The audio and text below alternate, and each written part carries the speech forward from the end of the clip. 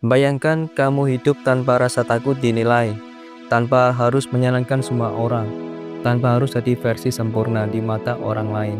Inilah keberanian paling penting dalam hidup, berani tidak disukai. Konsep ini datang dari filsuf Alfred Adler. Dia percaya kebahagiaan bukan tentang pencapaian, bukan tentang masa lalu, dan bukan tentang siapa yang menyukai kita. Kebahagiaan datang saat kita hidup sesuai nilai diri kita sendiri. Saat kita berhenti mengorbankan jati diri demi pujian, berhenti membuat keputusan karena takut ditolak, berhenti menyalahkan masa lalu atas siapa diri kita sekarang.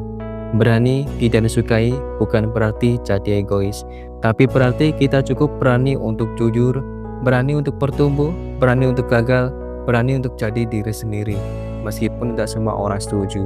Dalam seri ini, kita akan pelajari satu persatu gagasan radikal Adler, dan mungkin kamu akan menemukan cara baru untuk hidup yang lebih bebas, lebih ringan, dan lebih otentik.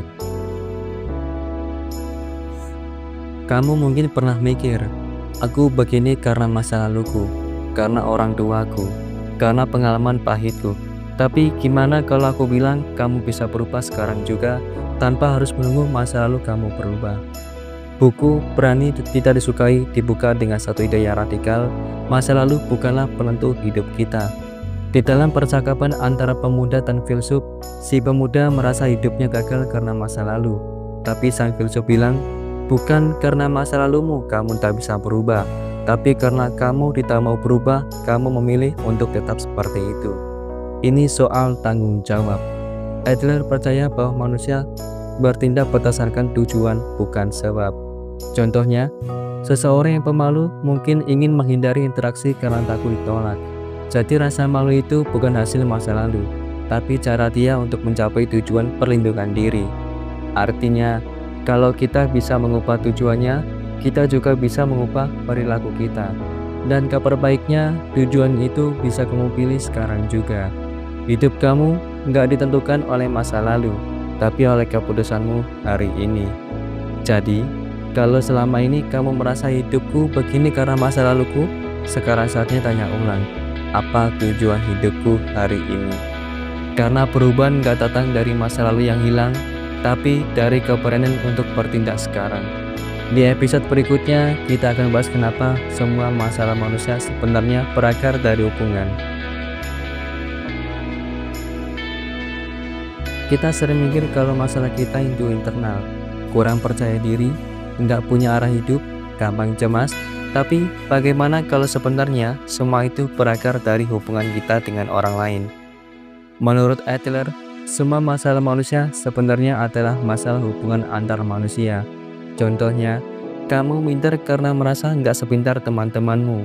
Itu masalah perbandingan. Kamu cemas mau ambil keputusan karena takut orang lain nggak setuju. Itu masalah pengakuan.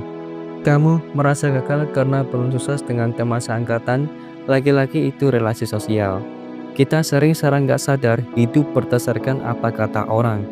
Kita menilai diri berdasarkan standar yang bukan milik kita, dan itu yang bikin kita menderita. Solusinya bukan menarik diri, tapi mengubah cara kita melihat hubungan. Bukan kompetisi, bukan mencari pengakuan, tapi hidup sebagai bagian dari komunitas, tanpa perlu dibandingkan, dinilai, atau dikendalikan. Coba pikirin berapa banyak keputusan dalam hidupmu yang ditentukan karena takut dinilai. Kalau kamu bisa lepas dari kebutuhan untuk terus dibandingkan, hidup akan jauh lebih ringan. Di episode berikutnya, kita akan bahas cara paling ampuh buat lepas dari tekanan sosial, yaitu dengan memisahkan tugas. Kamu udah usaha sebaik mungkin, tapi tetap aja ada yang gak suka. Kamu bantu orang, tapi malah dikhianati. Mungkin itu karena kamu mengerjakan tugas yang bukan tugasmu. Filsuf mengenalkan konsep memisahkan tugas. Kita harus bedakan mana yang jadi tugas kita dan mana yang jadi tugas orang lain. Contohnya, tugasmu adalah belajar, tapi hasil ujian itu tugas dosen. Tugasmu menyampaikan isi hati, tapi respon orang lain itu bukan tanggung jawabmu. Kalau kamu terus mikirin reaksi orang lain, kamu akan hidup dalam penjara ekspektasi.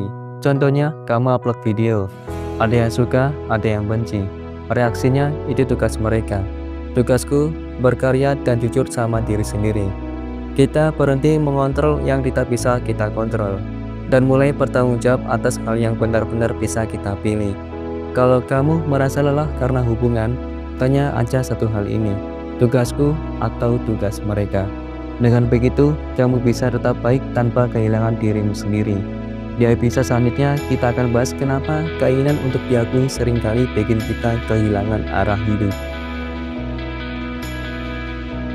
Kita semua ingin dihargai, tapi gimana kalau keinginan untuk diakui justru bikin kita kehilangan arah? Kadang, demi pengakuan kita jadi orang lain. Dalam buku ini, filsuf berkata, keinginan untuk diakui itu berbahaya. Begitu kamu hidup demi pengakuan, kamu jadi tergantung pada penilaian orang lain. Mungkin kamu kerja keras bukan karena suka, tapi karena ingin dipuji, atau bertahan di hubungan yang menyakitkan karena takut dicap gagal. Adler menyebut ini hidup untuk orang lain. Satu-satunya cara untuk hidup bebas adalah hidup untuk tujuan hidupmu sendiri. Pengakuan itu bukan sesuatu yang perlu dikejar. Kalau kamu hidup otentik, jujur, dan bertanggung jawab, pengakuan bisa datang sebagai bonus. Kalau dijadikan tujuan utama, kamu akan kehilangan dirimu sendiri. Pujian itu menyenangkan, tapi hidup yang kita jalani jauh lebih penting. Kalau kamu terus mengejar pengakuan, kamu akan jadi apapun, kecuali dirimu sendiri. Di episode terakhir nanti, kita akan bicara tentang kesimpulan besar dari buku ini, bagaimana berani hidup sesuai nilai diri kita, tanpa harus takut disukai atau tidak. Selama ini, mungkin kamu hidup untuk jadi versi terbaik menurut orang lain. Tapi sekarang, saatnya kamu hidup sebagai versi terbaik menurut dirimu sendiri. Akhir dari buku ini bukan tentang jadi egois, tapi tentang hidup otentik. Sang filsuf berkata, kebahagiaan sejati datang ketika kita merasa berguna bagi orang lain dalam kapasitas kita sendiri, tanpa dipaksa, tanpa mengorbankan jati diri. Kita bisa tetap baik, tetap peduli, tapi tanpa menggadaikan nilai kita demi diterima. Inilah hidup yang bebas.